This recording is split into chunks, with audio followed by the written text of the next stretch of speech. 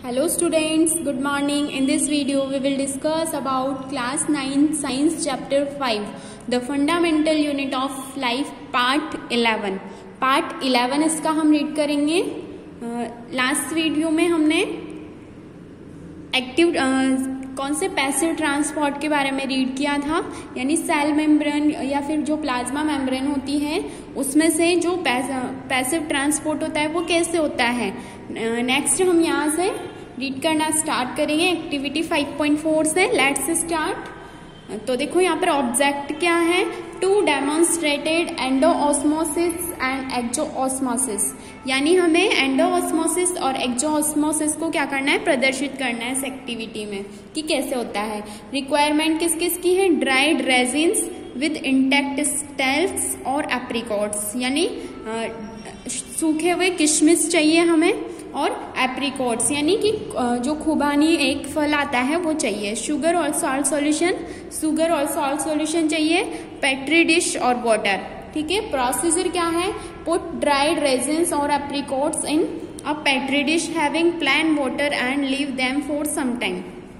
यानी प्रोसीजर क्या है कि हमें रेजिन्स को कहाँ पर, जो किशमिश और खुबानी है उनको हमें क्या करना है, पेट्री डिश में डालना है जिसमें प्लेन वाटर यानी नॉर्मल वाटर भरा हुआ है, तो उसमें हमें उसको कुछ टाइम के लिए छोड़ देना है.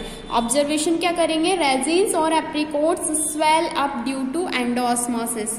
तो क्या ऑब्जर्व करेंगे हम कि जो किशमिश और खुबानी है वो क्या होंगे, फूल जाएंगे. किसकी वजह से, एंडोऑस्मोसिस की वजह से. ठीक है. नेक्स्ट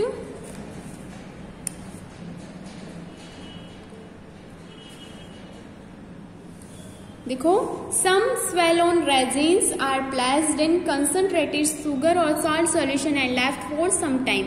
और जो फूले हुए जो किशमिश है उनको कुछ को हमें क्या डालना है, जो कंसंट्रेटेड शुगर और सॉल्ट का सॉल्यूशन है उसके अंदर कुछ टाइम तक हमें रखना है. तो हम क्या ऑब्जर्व करेंगे, after 15 to 30 minute the resins shrink to their normal form, it is due to exosmosis. तो जो शुगर और सॉल्ट का सॉल्यूशन है कंसंट्रेटेड, जिसमें वाटर की क्वांटिटी क्या है, कम है, तो क्या होगा, इसमें वाटर अंदर से बाहर की तरफ जाएगा. आफ्टर 15 to 30 मिनट हम क्या देखेंगे कि जो किशमिश है वो क्या हो जाएंगे, सिकुड़ जाएंगे और अपनी नॉर्मल फॉर्म में आ जाएंगे. तो ऐसा क्यों होता है, एक्सोऑस्मोसिस की वजह से होता है. ठीक है. तो हमने यहाँ पर क्या देखा कि अगर हम जो ड्राई किशमिश है या फिर एप्रिकॉट्स है तो उनको हम अगर प्लेन वाटर में रखते हैं तो कौन सा प्रोसेस होगा, एंडोऑस्मोसिस होगा, जिसकी वजह से जो किशमिश है वो क्या हो जाएंगे, फूल जाएंगे. जबकि अगर हम इसको शुगर और सॉल्ट के कंसंट्रेटेड सॉल्यूशन में रखते हैं तो क्या होगा कि एक्सोऑस्मोसिस प्रोसेस होगा, जिसकी वजह से जो किशमिश है वो क्या हो जाएंगे, सिकुड़ जाएंगे और अपनी वापस से नॉर्मल फॉर्म में आ जाएंगे. देखो यहाँ पर ये वाटर है, इसमें हमने किशमिश को डाला तो एंडोऑस्मोसिस होगा, प्लेन वाटर में डाला तो एंडोऑस्मोसिस होगा और जो किशमिश है वो क्या हो जाएंगे, फूल जाएंगे, इस तरह से मोटे हो जाएंगे. और फिर सॉल्ट सॉल्यूशन में रखेंगे तो क्या होगा, एक्सोऑस्मोसिस होगा और वापस से अपनी नॉर्मल फॉर्म में आ जाएंगे. Significance of osmosis. देखो जो ऑस्मोसिस प्रोसेस है उसकी क्या महत्व है, क्या सिग्निफिकेंस है इसका. तो फर्स्ट है एब्जॉर्प्शन यानी अवशोषण. Osmosis helps in absorption of water and dissolved minerals from the soil by root hair. यानी ऑस्मोसिस जो प्रोसेस है वो किस में हेल्प करता है, वाटर के एब्जॉर्प्शन में, अवशोषण में, और जो मिनरल्स जो होते हैं सॉइल में उनको डिसोल्व होने में मदद करता है बाय रूट हेयर. यानी जो प्लांट्स के जो रूट हेयर्स होते हैं, रूट्स पाई जाती हैं, उनमें जो सॉइल में मिनरल्स पाए जाते हैं, डिसोल्व होते हैं, वो किसकी वजह से, ऑस्मोसिस की वजह से. Unicellular fresh water organism get water bye osmosis. और जो यूनिसेलुलर यानी एक सेल से बने हुए, सिंगल सेल से बने हुए जो वाटर ऑर्गेनिज्म होते हैं, वाटर में पाए जाने वाले ऑर्गेनिज्म होते हैं, वो भी वाटर किस प्रोसेस से अंदर लेते हैं, ऑस्मोसिस से लेते हैं. नेक्स्ट सिग्निफिकेंस है टर्जिडिटी यानी स्पीथता बोलते हैं इसको हिंदी में. It helps in developing turgor pressure which helps in opening and closing of stomata and movements of leaflets in mimosa pudica. यानी कि जो ऑस्मोसिस है वो एक तरह का टर्गर प्रेशर यानी स्पीड दाब उत्पन्न करता है, जिसकी वजह से स्टोमेटा बंद होते हैं और खुलते हैं। ठीक है, स्टोमेटा क्या होते हैं, बंद होते हैं और खुलते हैं, किसकी वजह से, ऑस्मोसिस की वजह से। और जो लीफलेट का जो मूवमेंट है, यानी मिमोसा प्यूडिका नाम का एक प्लांट होता है जिसमें लीफलेट का जो मूवमेंट होता है वो भी किसकी वजह से होता है, ऑस्मोसिस की वजह से। नेक्स्ट सिग्निफिकेंस है cell to cell water movement, यानी सेल से अदर सेल में वाटर का जो मूवमेंट होता है वो भी किसकी वजह से होता है, ऑस्मोसिस की वजह से। Cell absorb or loss water to one another through osmosis, यानी या तो सेल वाटर को क्या करेगी, एब्जॉर्ब करेगी या वाटर का लॉस करेगी, तो वो किसकी वजह से हो रहा है, ऑस्मोसिस की वजह से। नेक्स्ट सिग्निफिकेंस है सीड जर्मिनेशन, यानी बीजों का अंकुरण किसकी वजह से होता है, ऑस्मोसिस से। It helps in growth of radicle and plumule during seed germination, यानी जब बीज का अंकुरण होता है, सीड जर्मिनेशन होता है, तो उस टाइम पे जो रेडिकल और प्ल्यूमिल बनता है, रेडिकल मीन्स जो रूट वाला पार्ट और प्ल्यूमिल मीन्स ऊपर वाला भाग, मूलांकुर और प्रांकुर बोला जाता है इनको। तो इन दोनों की ग्रोथ में हेल्प कौन करता है, ऑस्मोसिस प्रोसेस। नेक्स्ट सिग्निफिकेंस है it maintains turgidity of cells which helps in deeper penetration of root, extension of leaves, stretching of stem etcetera. और जो ये ऑस्मोसिस है ये किसको मेंटेन करता है, सेल की टर्जिटी, स्पिथता को नियंत्रित करता है। और किसमें हेल्प करता है, रूट्स को अंदर तक, सॉइल के अंदर तक पेनेट्रेट होने में हेल्प करता है। और लीव्स को क्या करता है, प्रसारित, एक्सटेंस करता है। और स्टेम को स्ट्रेच करके रखता है, किसकी वजह से रहता है ये सब, ऑस्मोसिस की वजह से। तो ये क्या है, ऑस्मोसिस के सिग्निफिकेंस है। नेक्स्ट हम रीड करेंगे एक्टिव ट्रांसपोर्ट। फर्स्टली हमने जो यानी मटेरियल्स का जो ट्रांसपोर्ट होता है तो वो 2 टाइप से होता है, पैसिव ट्रांसपोर्ट और एक्टिव ट्रांसपोर्ट। किसमें, सेल मेम्ब्रेन के अक्रॉस, यानी सेल मेम्ब्रेन के आर पार जो मटेरियल्स का ट्रांसपोर्ट होता है वो 2 प्रोसेस से होता है, passive transport and active transport. तो हमने पैसिव ट्रांसपोर्ट हमारा कंप्लीट कर लिया है। सेकंड जो टाइप है एक्टिव ट्रांसपोर्ट, वो हम रीड करेंगे। It is a type of transport across plasma membrane which requires the use of energy, यानी कि जो ये एक्टिव ट्रांसपोर्ट है इसमें जो ट्रांसपोर्ट होता है प्लाज्मा मेम्ब्रेन के अक्रॉस, तो उसमें किसकी आवश्यकता होती है, एनर्जी की आवश्यकता होती है, यानी इसमें एनर्जी का यूज होता है। In such type of transport molecules move against the concentration gradient. और इस टाइप के ट्रांसपोर्ट में जो मॉलिक्यूल्स होते हैं वो कंसंट्रेशन ग्रेडियंट यानी सांद्रता प्रवणता जो होती है उसके विरुद्ध, उसके अगेंस्ट क्या करते हैं, मूव करते हैं, गति करते हैं। These are energy dependent processes, so are rapid energy is provided by hydrolysis of ATP। यानी कि यहाँ पर जो एनर्जी जो होती है एनर्जी डिपेंडेंट प्रोसेस है, यानी एनर्जी पर डिपेंड करता है ये प्रोसेस। कौन सा, एक्टिव ट्रांसपोर्ट। तो इसलिए क्या होता है, रैपिड यानी बहुत ही तेजी से होता है, क्योंकि एनर्जी से डिपेंड है तो यानी बहुत तेजी से होगा ये। Energy is provided by hydrolysis of ATP. तो ये जो एनर्जी मिलती है वो कहाँ से मिलती है, एटीपी जो होता है, एटीपी का मॉलिक्यूल जो होता है उसका हाइड्रोलाइसिस होता है और क्या प्रोवाइड होती है, एनर्जी प्रोवाइडेड होती है। By this process materials can be transported completely across the cell membrane. और इस प्रोसेस से जो मटेरियल्स का ट्रांसपोर्ट होता है वो कंप्लीट होता है सेल मेम्ब्रेन के अक्रॉस, यानी पूरे रूप से होता है। It is highly affected by low temperature, absence of oxygen and presence of poison like cyanides etcetera. और ये जो एक्टिव ट्रांसपोर्ट है वो किससे अफेक्टेड रहता है, टेम्परेचर से, लो टेम्परेचर से अफेक्ट करता है ये। और जब ऑक्सीजन अनुपस्थित होगी तब भी ये इफेक्टेड होगा। और जैसे पॉइजन लाइक सब्सटेंसेस उपस्थित हो जैसे साइनाइड वगैरह, तो इनसे भी क्या होगा, ये अफेक्ट होगा। Glucose, amino acid and some ions pass through the plasma membrane by an active transport. यानी जो ग्लूकोज, अमीनो एसिड और कुछ आयंस होते हैं तो वो प्लाज्मा मेम्ब्रेन के अक्रॉस जो ट्रांसपोर्ट आता है उनका, तो कौन से ट्रांसपोर्ट से होता है, एक्टिव ट्रांसपोर्ट से होता है। किस किस का, ग्लूकोज का, अमीनो एसिड का और कुछ जो आयंस होते हैं उनका जो ट्रांसपोर्ट होता है वो एक्टिव ट्रांसपोर्ट से होता है। नेक्स्ट है difference between active and passive transport, यानी एक्टिव और पैसिव ट्रांसपोर्ट में क्या डिफरेंस है, दोनों को हमने रीड कर लिया है तो हम इनमें डिफरेंस भी फाइंड कर सकते हैं। तो देखो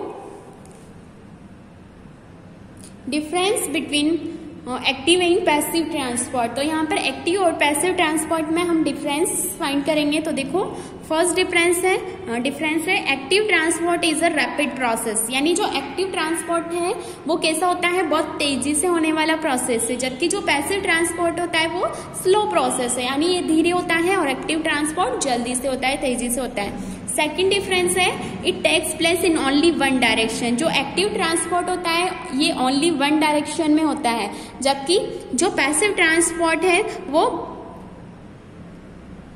बोथ डायरेक्शन यानी दोनों डायरेक्शन में होता है। ये सेल के बाहर भी हो सकता है और सेल के अंदर भी हो सकता है।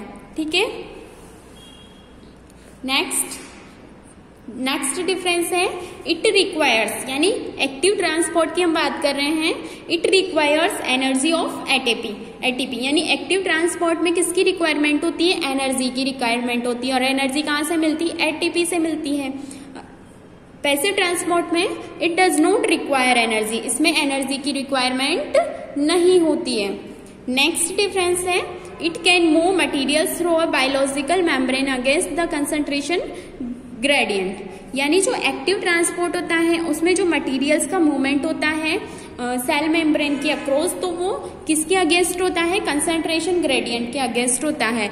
जबकि जो पैसिव ट्रांसपोर्ट होता है उसमें देखो it can move substances across a bio membrane down the concentration gradient, और इसमें जो पैसिव ट्रांसपोर्ट में जो सब्सटेंसेस का या जो मटेरियल्स होते हैं उनका जो ट्रांसपोर्ट होता है वो कंसंट्रेशन ग्रेडियंट से कम में होता है, डाउन में होता है, जबकि ये उसके अगेंस्ट होता है।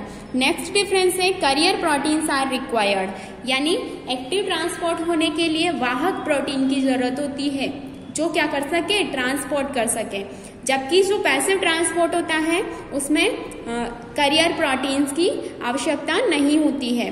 नेक्स्ट डिफरेंस है एक्टिव ट्रांसपोर्ट में क्या होता है, it brings about selective Uptake of materials, यानी कि जो एक्टिव ट्रांसपोर्ट होता है वो केवल सेलेक्टिव मटेरियल्स को ही अपने आप मतलब सेल मेम्ब्रेन के अक्रॉस होने देता है। ठीक है, लेकिन जो पैसिव ट्रांसपोर्ट होता है उसमें जो ट्रांसमिसिबल मॉलिक्यूल्स होते हैं उनको ही ये अब मेम्ब्रेन के थ्रू जाने देता है अंदर या बाहर की तरफ। ठीक है, नेक्स्ट डिफरेंस है पैसिव एक्टिव ट्रांसपोर्ट में लास्ट डिफरेंस है it is affected by presence of oxygen and pressure, यानी जो एक्टिव ट्रांसपोर्ट होता है वो किससे अफेक्टेड रहता है, ऑक्सीजन की उपस्थिति से या जो प्रेशर होता है उसमें, तो उसकी वजह से क्या रहता है, प्रभावित होता है, अफेक्टेड होता है। जबकि जो पैसिव ट्रांसपोर्ट होता है it is not affected by the presence of oxygen and pressure, जबकि जो पैसिव ट्रांसपोर्ट होता है वो ऑक्सीजन और प्रेशर की वजह से अफेक्टेड नहीं होता है। ओके, तो हमने एक्टिव और पैसिव ट्रांसपोर्ट में हमने डिफरेंस फाइंड किए। तो क्या क्या डिफरेंस होते हैं, एक्टिव ट्रांसपोर्ट रैपिड प्रोसेस है, पैसिव ट्रांसपोर्ट स्लो प्रोसेस है, और एक्टिव ट्रांसपोर्ट वन डायरेक्शन में होता है जबकि पैसिव ट्रांसपोर्ट बोथ डायरेक्शन में होता है, और एक्टिव ट्रांसपोर्ट में एनर्जी की रिक्वायरमेंट होती है जबकि पैसिव ट्रांसपोर्ट में एनर्जी की रिक्वायरमेंट नहीं होती है। ठीक है, कैरियर प्रोटीन किसमें चाहिए होता है, एक्टिव ट्रांसपोर्ट में, लेकिन पैसिव ट्रांसपोर्ट में इसकी रिक्वायरमेंट नहीं होती है। ठीक है, नेक्स्ट टॉपिक हम रीड करेंगे endocytosis and exocytosis. Active transport involves the transportation of only micromolecules across the membrane but it can not transport macromolecules such as protein, polysaccharide, nucleic acid etcetera, यानी जो active transport होता है वो उसमें क्या involve रहता है, यानी कि जो माइक्रोमोलिक्यूल्स यानी छोटे छोटे जो मॉलिक्यूल्स होते हैं जैसे आयन होते हैं, मॉलिक्यूल होते हैं, तो उनका ही एक्टिव ट्रांसपोर्ट में क्या होता है, ट्रांसपोर्टेशन होता है मेम्ब्रेन के अक्रॉस। लेकिन ये जो मैक्रोमोलिक्यूल्स होते हैं जैसे प्रोटीन है, पॉलीसेकेराइड है, न्यूक्लिक एसिड है, तो इनका ट्रांसपोर्ट ये नहीं कर सकता। ठीक है, कौन? Active transport. It is because these molecules are larger in size than the pores of the cell membrane. यानी कि ऐसा क्यों होता है? क्योंकि जो लार्ज या फिर मैक्रो मॉलिक्यूल्स होते हैं उनकी साइज कैसी होती है? बड़ी होती है, जबकि जो सेल मेम्ब्रेन के जो पोर होते हैं, छिद्र होते हैं, वो उनसे क्या होते हैं? उनकी तुलना में छोटे होते हैं, इसलिए वो आर पार नहीं निकल सकते हैं जो मैक्रो मॉलिक्यूल्स होते हैं वो। It also can not transport fluid droplets and other large particles. और ना ही ये जो एक्टिव ट्रांसपोर्ट है उसमें फ्लूइड ड्रॉपलेट्स यानी कि जो द्रव की जो बूंदें होती हैं या फिर जो लार्ज पार्टिकल्स होते हैं उनको भी ये ट्रांसपोर्ट नहीं कर सकता है। Such substances can be moved into the cell bye.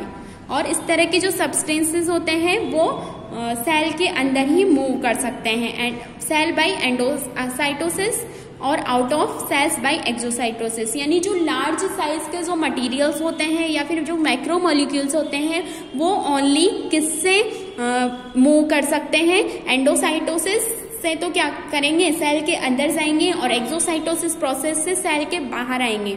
इसमें एक्टिव ट्रांसपोर्ट काम नहीं करता है।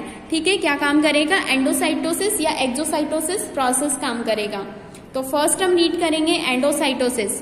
It is the process by which large sized liquid और solid particles are taken inside the cell through plasma membrane. It is further divided into 2 types.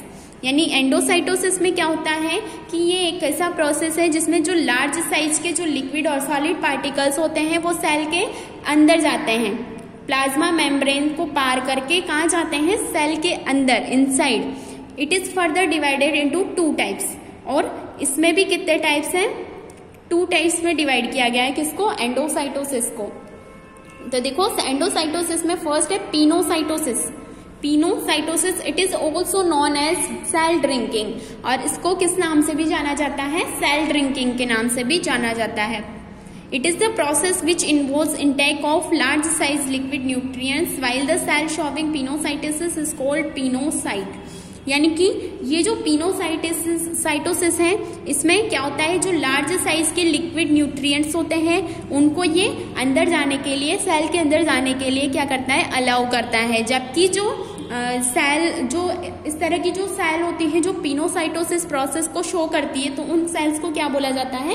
पिनोसाइट बोला जाता है। और इस प्रोसेस को क्या बोला जाता है? पिनोसाइटोसिस या फिर सेल ड्रिंकिंग भी इसको बोला जाता है। नेक्स्ट है phagocytosis. It is known as cell eating. उसको तो क्या बोला जाता है? Cell drinking. और इसको क्या बोला जाता है? Cell eating. It is the process which involves the intake of large sized solid particles including cellular debris and microbes. यानी ये जो फेगोसाइटोसिस प्रोसेस है इसमें क्या होता है कि ये ऐसा प्रोसेस है जिसमें लार्ज साइज के जो सॉलिड पार्टिकल्स होते हैं, जैसे कि सेलुलर डेब्रिस यानी कुछ सेल्स के जो अवशेष होते हैं या फिर जो माइक्रोब्स होते हैं, उनको क्या करता है? ये सेल के अंदर जाने देता है। Phagocytosis is the major feeding method is in many unicellular organism, जैसे अमीबा में। तो फेगोसाइटोसिस क्या होता है? एक बहुत ही मेजर फीडिंग मेथड है जो किसमें पाया जाता है? बहुत सारे यूनिसेलुलर ऑर्गेनिज्म में पाए जाते हैं, जिसे अमीबा में पाया जाता है। WBCs and macrophages remove damage cells. यानी कि हमारे ब्लड में जो WBC होती है, और जो WBC का एक टाइप है मैक्रोफेज, तो ये क्या करती है? जो हमारे बॉडी के अंदर डैमेज सेल होती है, यानी कुछ सेल्स क्या हो जाती है? टूट फूट हो जाती है, क्षतिग्रस्त हो जाती है, उनको क्या करती है? रिमूव करती है। वायरस को और बैक्टीरिया को। ठीक है, किस किस को? जो डैमेज्ड सेल हैं या वायरसेस हैं या बैक्टीरिया हैं, तो उनका भक्षण कौन करती है? मैक्रोफेज या WBC। यानी जो WBC होती है ना, वो हमारे इम्यून सिस्टम को बनाए रखती है, इम्यूनिटी को बनाए रखती है। नेक्स्ट प्रोसेस है exocytosis. It involves the expelling of large sized particles outside the cell through cell membrane. यानी एंडोसाइटोसिस में तो क्या होता है कि जो मटेरियल्स हैं या जो फ्लूइड है वो कहाँ जाएगा? सेल के अंदर जाएगा। जबकि एक्सोसाइटोसिस में क्या होगा? जो लार्ज साइज के पार्टिकल्स हैं वो कहाँ पर आएंगे? सेल मेम्ब्रेन के थ्रू सेल से बाहर की तरफ आएंगे। ओके, ठीक है। तो एंडोसाइटोसिस और एक्सोसाइटोसिस आई होप आपको समझ में आया होगा। एंडोसाइटोसिस में देखो यहाँ पे एक डायग्राम भी दिया हुआ है, तो इसमें हम पिनोसाइटोसिस और फेगोसाइटोसिस का प्रोसेस दिया हुआ है। तो ए वाला जो है वो क्या है, पिनोसाइटोसिस है। तो यहाँ पर देखो ये एक्स्ट्रा सेल्यूलर फ्लूइड है, यानी सेल के बाहर का फ्लूइड है, और ये साइटोप्लाज्म यानी ये सेल के अंदर का फ्लूइड है। तो ठीक है, यहाँ पर ये क्या होगा, इनवेजिनेटेड मेम्ब्रेन, यानी ये मेम्ब्रेन जो है इसकी क्या हो जाएगी, यहाँ पर फोल्ड हो जाएगी इस तरह से, और जो पिनोसाइटोसिस यहाँ पर वेसिकल बन जाएगी, इससे ये पूरी तरह से गोल हो जाएगी और यहाँ पर पिनोसाइटिक वेसिकल बन जाएगी। और बी वाला जो प्रोसेस है फेगोसाइटोसिस, इसमें क्या होगा,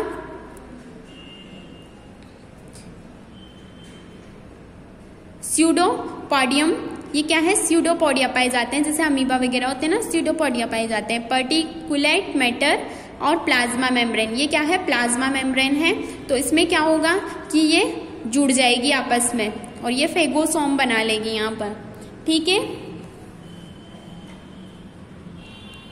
तो यहाँ पर हमारा एंडोसाइटोसिस और एक्सोसाइटोसिस यहाँ पर कंप्लीट हो गया है, और एक्टिव ट्रांसपोर्ट और पैसिव ट्रांसपोर्ट भी यहाँ पर हमने कंप्लीट कर लिया है।